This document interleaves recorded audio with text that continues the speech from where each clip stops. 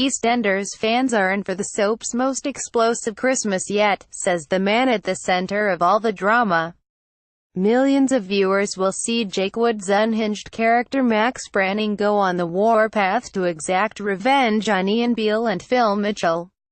Eastenders fans are in for a treat this Christmas as Max Branning's life spirals out of control. Max's secrets start to unravel in Eastenders' Christmas trailer. Things come to a head on Christmas Day, with terrifying consequences. But actor Jake, 45, insists that, unlike troubled Max, he will escape the harrowing storyline with his sanity intact. Shrugging, he told The Sun on Sunday, "Max goes on a murderous, psychotic bender, but it's just another day at work, really.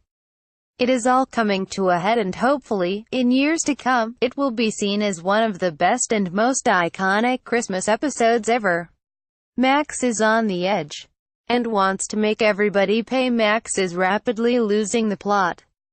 This week's action-packed episode saw him hurl abuse at his daughters, scar his wrists with a lit cigarette and slam his head into a mirror. Next week he has murder in mind. Jake said, "These are definitely some of the most intense scenes I've ever filmed, but it's what we do, and my job is to make Max as real as possible. The hardest thing about it is the workload. When you are in the middle of a really big storyline, it's just incredibly long hours, and that can be very draining."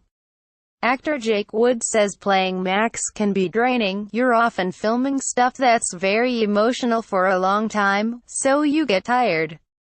At the same time, it's incredibly exciting, like being in the eye of the storm. But I'm quite happy to switch off and leave Max at work. As soon as I drive out of that place, I'm just dad again, and I want to be back at home with the kids."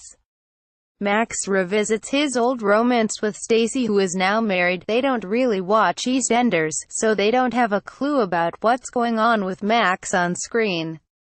"They would rather I read the stories to them in bed.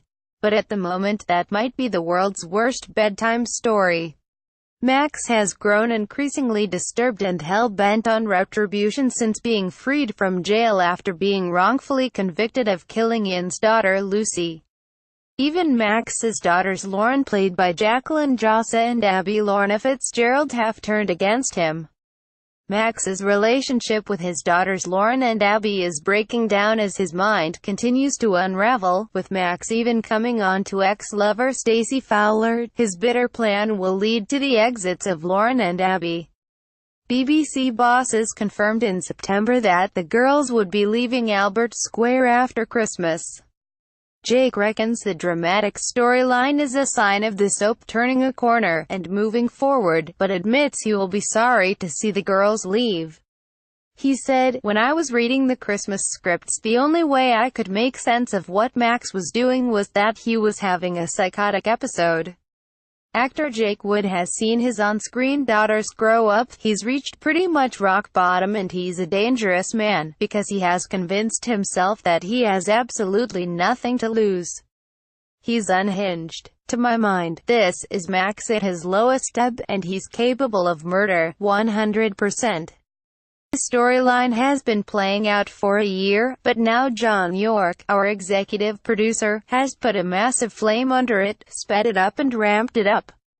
It feels like Eastenders has turned a corner in terms of where we've been in the past year or so, and long may that continue." Daughter Abby could be in danger as Max's life unfurls. That said, it's incredibly sad to see the girls go. "Obviously I've watched Lorna grow up. She feels like a member of my own family now, as does Jacqueline. But I'm very excited to see what they go on to do, and I'm sure they will both be incredibly successful. They are both very down-to-earth and talented young women. I'm really excited for them." Jake Wood says he believes there may be a future for Max Branning while the girls' exit from the soap is sealed. Max's future on the square remains uncertain. Jake insists he is ready to accept the axe if it comes.